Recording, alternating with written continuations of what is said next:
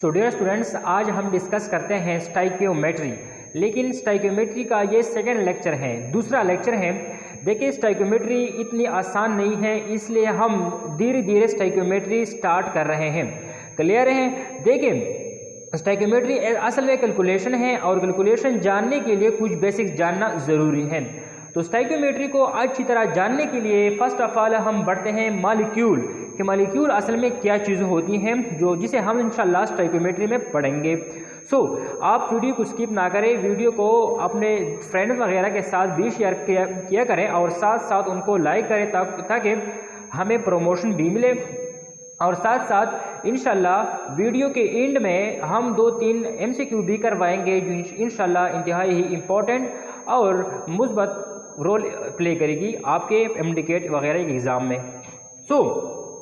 First of all हम पढ़ते हैं मॉलिक्यूल कि मॉलिक्यूल क्या चीज़ होती है। Molecule molecule can be defined as molecule. First of all I want to explain molecule कि मॉलिक्यूल असल में क्या चीज़ होता है। Molecule can be defined as, molecule की तारीफ हम कुछ यूँ कर सकते हैं कि pure form of matter which can exist independently. Pure form of matter which can exist or exists independently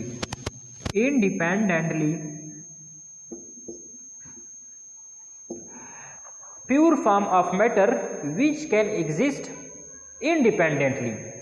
अच्छा, ये क्या है? मॉलिक्यूल असल में एक प्योर फॉर्म को कहते हैं। प्योर फॉर्म किस चीज़ का प्योर फॉर्म? मैटर का प्योर फॉर्म। अब आप लोग जानते हैं कि हमारे साथ जो मैटर है, मैटर वो दो तरह की होती है। मैटर या तो प्योर फॉर्म में होती है या फिर इम्प्योर फॉर्म में होती है। मैटर या तो प्योर फॉर्म में होती है या फिर इम्प्योर फॉर्म में होती है। और प्योर फॉर्म में मैटर से क्या मतलब है? मैटर से मतलब कोई कंपाउंड, कोई होमोएटॉमिक मॉलिक्यूल, जस्ट लाइक हम एलिमेंट भी लिख सकते हैं, कोई एलिमेंट। यहाँ पर एलिमेंट से हमारा मतलब कोई मेटल भी हो सकती है, मेटल, या फिर होमोएटॉमिक गैस भी हो सकती है या होमोएटॉमिक मैटर भी हो सकती है, जिस तरह Cl2 He, it is also a pure form. Argon, it is also a pure form. H2, it is also in pure form। Clear है? Br2, it is also in pure form। I2 and also metals। Clear है? अगर आप इन मतलब किसी metal को pure form में ले ले, उसके साथ कोई और एलिमेंट मौजूद ना हो, तो ये क्या कहलाता है? Pure form of this element. Clear है? और प्योर फॉर्म से मतलब कंपाउंड भी हो सकता है, जैसा कि H2O, HCl, HNO3, H2SO4, ये सारे के सारे क्या है? प्योर फॉर्म है। अच्छा, इंशाल्लाह इस प्योर से यहाँ पर जो प्योर का वर्ड इस्तेमाल हुआ है वो आपके जहन में आ चुका होगा कि प्योर का क्या मतलब है। प्योर का मतलब है कोई एलिमेंट, कोई होमोएटॉमिक मॉलिक्यूल या फिर कोई कंपाउंड, कोई मेटल प्योर फॉर्म में, मतलब उसके साथ कोई और एलिमेंट मौजूद ना हो, या फिर कोई होमोएटॉमिक गैस जिस तरह Cl2 या हीलियम आर्गन, या फिर कोई कंपाउंड। इंशाल्लाह हम कंपाउंड को भी एक्सप्लेन करेंगे। अच्छा, तो definition of molecule is that a pure form of matter which can exist independently. अच्छा, यहाँ पर ये जो प्योर का लफ्ज़ इस्तेमाल हुआ है उसकी जो मतलब क्या है, उनकी जो एक्सप्लेनेशन है, उनकी जो डिफ़िकल्टी है, उसको तो हमारे जहन में आ गई कि ये एक ऐसा चीज़ है जो कोई एलिमेंट हो सकता है या फिर कोई कंपाउंड हो सकता है। क्लियर है? अगर हम दो कंपाउंड्स को आपस में मिला लें तो उसे हम प्योर नहीं कह सकते, या फिर दो एलिमेंट्स को आपस में मिला लें तो उसे हम प्योर नहीं कह सकते। क्लियर है? और दूसरा है impure form of matter. Impure form से मतलब क्या है? मिक्सचर होता है। क्या? मिक्सचर। मिक्सचर से मतलब जिस तरह फॉर एग्जांपल टी, टी क्या है? टी चाय, चाय इज नॉट अ कंपाउंड, चाय एक कंपाउंड नहीं है बल्कि इट इज़ अ मिक्सचर। इस तरह आप दूसरी एग्जांपल भी ले सकते हैं, जिस तरह क्ले, क्ले क्या है? आप कोई मट्टी ले लें, मट्टी ये जो क्ले है it is not a pure form but it is like a mixture. So mixture का मतलब क्या है? जब आप दो या दो से ज़्यादा प्योर सब्सटेंस को आपस में मिला लें तो मिक्सचर बन जाती हैं। जिस तरह अगर आप Cl2 को आर्गन के साथ मिलाते हैं, या हीलियम को Cl2 के साथ मिलाते हैं, या आर्गन को इसके साथ मिलाते हैं, तो ये प्योर फॉर्म में नहीं बल्कि इसे हम मिक्सचर कहते हैं। क्लियर है?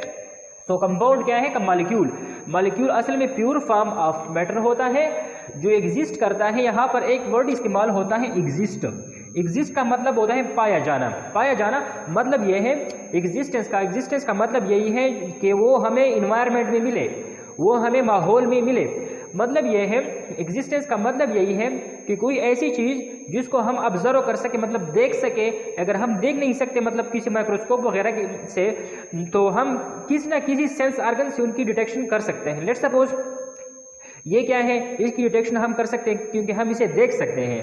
कुछ चीज़ें ऐसी हैं जो हम देख नहीं सकते, जिस तरह गैसेस होते हैं, लेकिन कुछ एक्सपेरिमेंट के ज़रिए से हम उनकी डिटेक्शन करते हैं। अच्छा, यही एग्जिस्टेंस है। एग्जिस्टेंस का मतलब ये है कि हमें ये चीज़ माहौल में किसी ना किसी तरह से मिल सकता है। अच्छा, तो pure form of matter which exist in this universe independently, उसे हम क्या कहते हैं? मॉलिक्यूल कहते हैं। क्लियर है? अब प्योर फॉर्म को हमने एक्सप्लेन किया कि प्योर फॉर्म से मतलब ये कोई कंपाउंड हो सकता है, या फिर एक मॉलिक्यूल हो सकता है डायटॉमिक या मोनोएटॉमिक, या फिर कोई मेटल हो सकता है। किस फॉर्म में हो सकता है? मेटल अगर हो सकता है तो प्योर फॉर्म में हो सकता है, उसके साथ और मेटल का मिक्स होना नहीं है। क्लियर है? अच्छा, तो मॉलिक्यूल की क्लासिफिकेशन हम करते हैं। मॉलिक्यूल की डिफिनीशन तो हमने कर ली, इसके बाद हम उनकी क्लासिफिकेशन करते हैं कि उनकी क्लासिफिकेशन क्या है। अगर हम मॉलिक्यूल की क्लासिफिकेशन करें कि मॉलिक्यूल क्या है, हमने डिफाइन किया कि molecule is the pure form of matter which exist in this universe independently. Clear? अच्छा, तो अब हम उनकी क्लासिफिकेशन करते हैं on the base of size. So on the base of size molecules की दो किस्में हैं। एक है माइक्रो मॉलिक्यूल्स, एक है माइक्रो मॉलिक्यूल्स, और दूसरे हैं मैक्रो मॉलिक्यूल्स। अच्छा, अब माइक्रो मॉलिक्यूल्स कौन कौन से हो सकते हैं? जिस तरह H2O, Cl2, आर्गन, नियॉन वगैरह। क्लियर है? ये असल में अक्सर जितने भी क्या है इनऑर्गेनिक मॉलिक्यूल है वो अक्सर माइक्रो होते हैं। क्लियर है? मैं पॉलीमर की बात नहीं कर रहा, इस तरह पॉलीमर भी है, इंशाल्लाह वो हायर लेवल पे हम पढ़ेंगे, लेकिन लोअर लेवल पे हम पढ़ते हैं कि ये जो जितनी भी अक्सर इनऑर्गेनिक मॉलिक्यूल है वो अक्सर माइक्रो होते हैं। मैक्रो मॉलिक्यूल जिस तरह ग्लाइकोजन, ये एक बड़ा मॉलिक्यूल होता है। इसके बाद हेमोग्लोबिन। क्लियर है? इसके बाद जो स्टार्च के मॉलिक्यूल होते हैं वगैरह, ये क्या होते हैं? ये साइज में बड़े होते हैं। So on the base of size we can classify molecule into two classes. The one class is micromolecules. Micromolecules are those to which we cannot see, or those which have very lower boiling point, which have very low melting point and boiling point. Clear है? Macromolecules are those which have very low melting and boiling point. Clear है? Okay, इसके बाद हम macromolecules की definition हम कुछ यूँ कर सकते हैं कि those which have long chain of atoms, those which have very long chain of atoms and have very high melting and boiling points. जिस तरह आप देखते हैं यहाँ इस पेन के जो प्लास्टिक है इसमें पॉलीमर इस्तेमाल हुए हैं और इनकी चेन बहुत लंबी होती है। क्लियर है? इस तरह हम हेमोग्लोबिन की बात करते हैं, स्टार्च की बात करते हैं, या फिर देखें सेलुलोज की बात करते हैं। सेलुलोज में बहुत लंबे क्या होते हैं? कंपाउंड्स की चेन होते हैं। क्लियर है? मतलब ब्रांचेस उसमें होते हैं, या फिर वो तो लीनियरली अरेंज होते हैं। क्या ग्लूकोज जो है ग्लूकोज वो लीनियरली अरेंज होते हैं। क्लियर है? ओके, अच्छा, मतलब बड़े बड़े मॉलिक्यूल बनकर ये पॉलीमर बनाता है, ये भी एक पॉलीमर है ग्लूकोज का, क्लियर है। ये भी प्रोटीन्स है, ये भी क्या है, मतलब ग्लूकोज है, पॉलीमर है। Okay, so macromolecules and micromolecules. अच्छा, सो इसके बाद हम क्लासिफिकेशन करते हैं on the base of number of atoms. अगर हम on the base of composition की बात करें कि मॉलिक्यूल्स को हम किस तरह क्लासिफाई कर सकते हैं, तो मॉलिक्यूल्स या तो होमो एटॉमिक होते हैं, होमो एटॉमिक मॉलिक्यूल्स होते हैं, या फिर हेटेरो एटॉमिक मॉलिक्यूल्स होते हैं। होमो एटॉमिक मॉलिक्यूल्स का मतलब कि ये आर्गन हो सकता है, नियॉन हो सकता है, हीलियम हो सकता है, Cl2 हो सकता है, Br2 हो सकता है, I2 हो सकता है, क्लियर है। ये सारे के सारे होमो एटॉमिक मॉलिक्यूल्स हैं। O2 हो सकता है, क्लियर है। अच्छा, हेटेरो एटॉमिक मॉलिक्यूल का मतलब ये है कि ये CO हो सकता है, CO2 हो सकता है, H2O हो सकता है, C6H6 हो सकता है, CH4 हो सकता है, C2H4 हो सकता है, अरे H6 हो सकता है, जो भी हो सकता है, क्लियर है, या फिर C6H12O6।